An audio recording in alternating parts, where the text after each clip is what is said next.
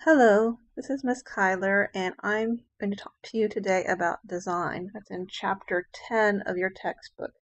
Read it very carefully, because just like style was very difficult, design is very specific also. So some of the key terms you need to know about design are contrast and repetition. Contrast means things should not be too similar. If they're not exactly the same, they need to be very, very different. So you should never have, for example, as you look at the headings on this thing and the text, body text under it, there's a lot of contrast in color, size, and type of text.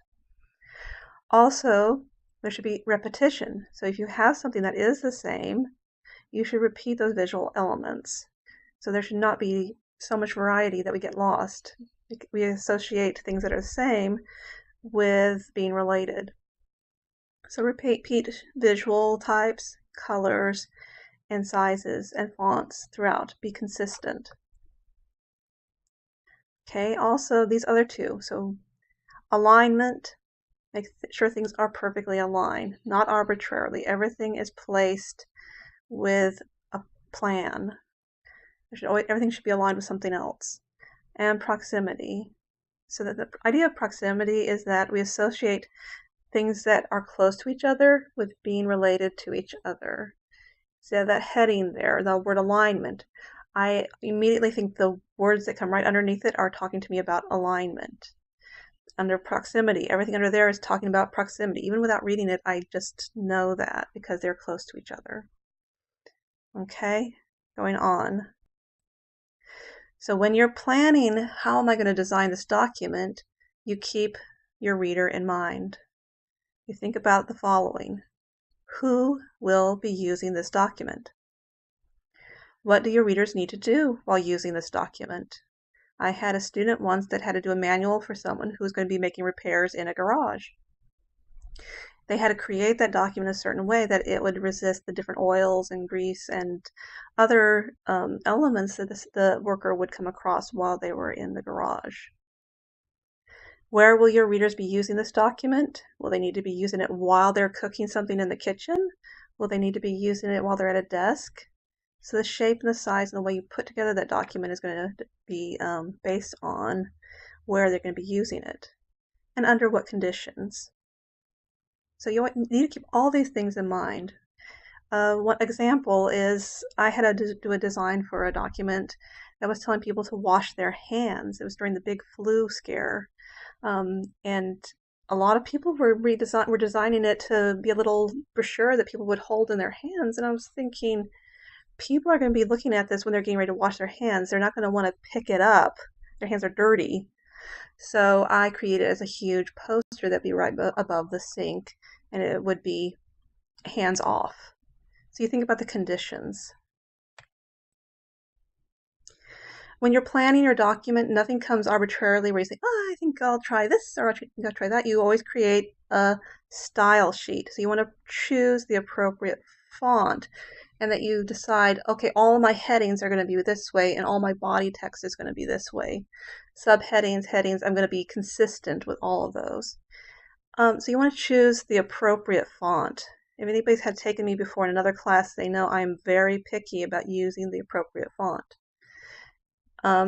So you want to use body text, you want to use a serif font, and I'll explain that in a minute.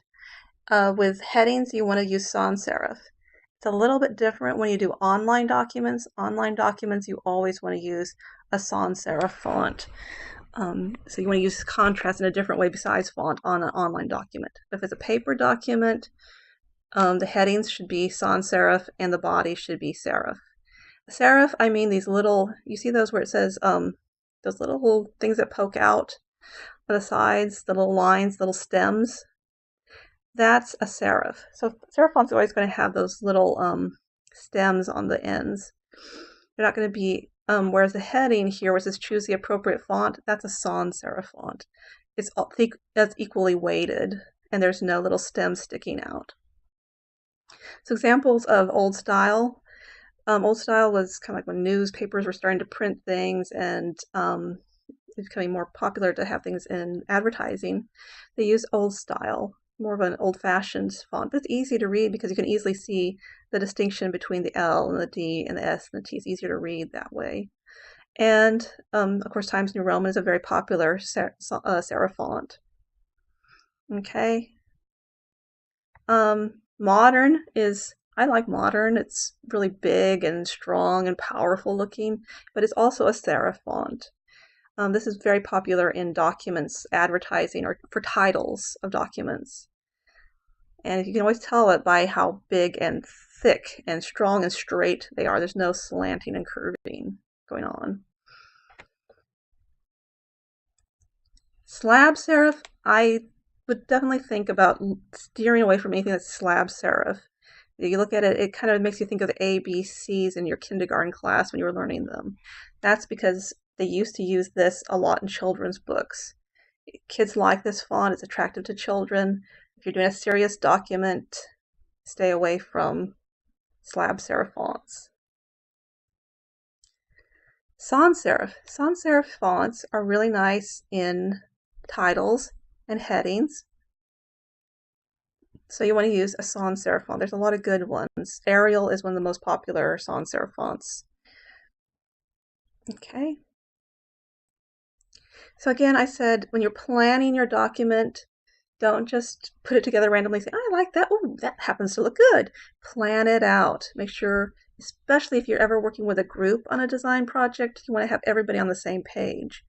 So you want to decide what typefaces, what sizes you're going to use. I want all of my headings to be 14 Verdana, 14-point Verdanas. I want them all to be olive green. I want all of my text to be 12-point Times New Roman. Whatever you choose, what colors are going to use. Don't just say this color looks kind of like that color. Actually know the exact color that you use so you're consistent in repeating that color. What kind of margins are you going to use? How much space will you put between each element? Don't just say, oh, that looks like it's close enough. Actually know so that you can plan your document. And how will you bullet, indent, and punctuate lists? So are you going to use, for all your lists, you're going to use, have all of the bullets tabbed in a little bit? Or are you going to have them aligned with the body of the text? Are you going to use noun phrases? Or are you going to use full sentences in your lists? Are you going to use commas and then periods at the end of your listed items? So you have to have all those things. They all have to be consistent. That's part of repetition. Here's some quick tips. So just follow this rule. Headings, sans serif font, bold. Text, serif font, not bold. And there should be more space above your headings than below. Also, when you talk about headings, they should be at least 2 points bigger than your text. So if my text is 12-point font, my headings should be 14-point font.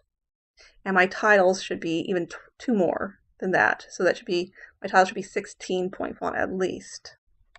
It needs to be contrast. Your book talks about it a lot more. Okay, so this is a biggie. Anytime I see centering, it's just like when I see passive voice. It's very easy to spot. So no centering of anything. Centering, as you can see in that example, wastes space, makes your reader work hard to focus, and it's just plain ugly. Okay, it's just, that's the way it is. So no centering. Do use white space and chunking.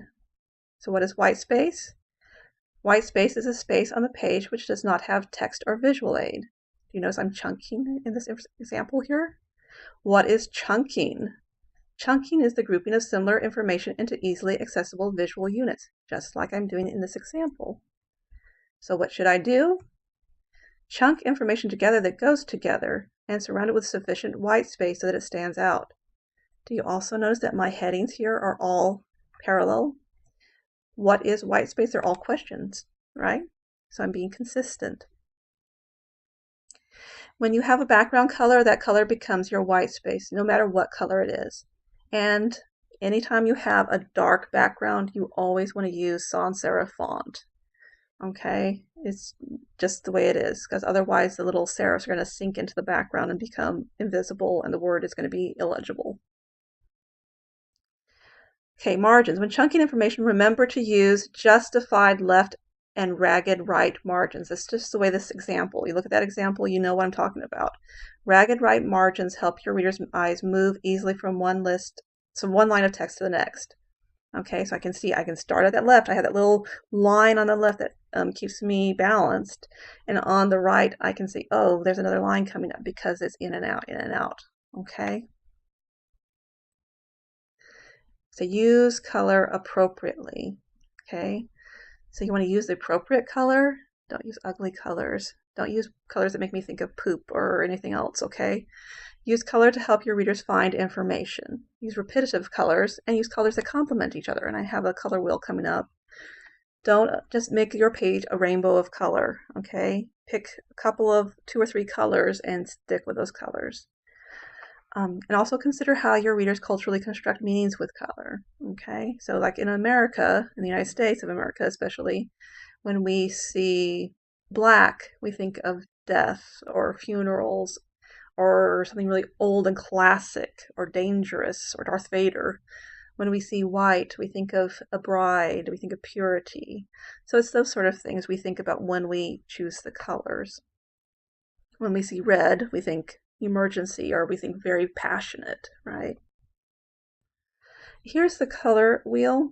So when you see colors that are directly across from one another, those are complementary colors. So blue and orange look beautiful together. Red and green, Christmas time, they look beautiful together, okay? Lime green and violet, they go good together. Aqua and red orange, they go good together. Green and blue, I see that a lot, but green and blue, unless you do it just right, somehow don't always go well together. And make sure your colors contrast to make the information stand out. You notice from the example, dark writing on a dark background, eek. Light writing on a light background, eek, that hurts my eyes, I can't even concentrate, don't want to look at it. If you've ever seen something like this, and I have, you know what I'm talking about. This makes it, you don't even want to pay attention because it's so hard to read. This is better, there's contrast. Okay, so you want to use light text on a dark background and dark text on a light background. Makes sense, you want to have contrast. So I want to go through some examples, some poor design.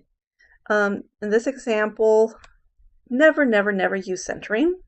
Never use boxing to close things in. That's ugly and it's crammed in there and I don't want to even look at it. And never, never use all caps. Ever, ever, ever. Okay, if I see all caps, I'm going to say take points off. And don't just make your space. You manipulate your document. Don't let your document manipulate you. Don't just, oh, I got a little space here, I can squeeze my picture in. No, use another page. Do another thing. Or manage it somehow. Make it work for you. For example, here's a better design.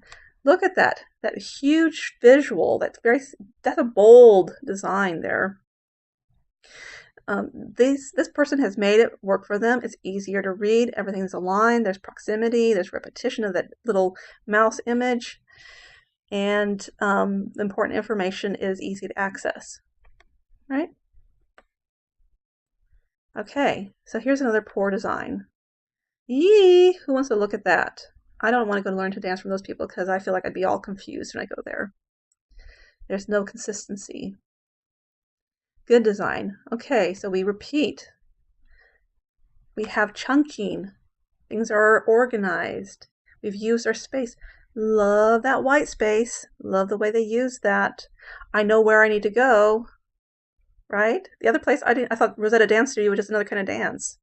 No, that's not just another kind of dance. They're actually telling you when it is and where it is. That's important information. And then I actually can know I can go without a partner. There's prizes and there's going to be food there, which is always a good thing for me. I love my food. So I know there's different types of dances. Easy to understand even without looking at the words in detail. I know what they're talking about. Poor design. Crammed in that space, even though they say, yeah, they did a few good things. There's not enough contrast and it's not bold. It's not organized. Here's good design.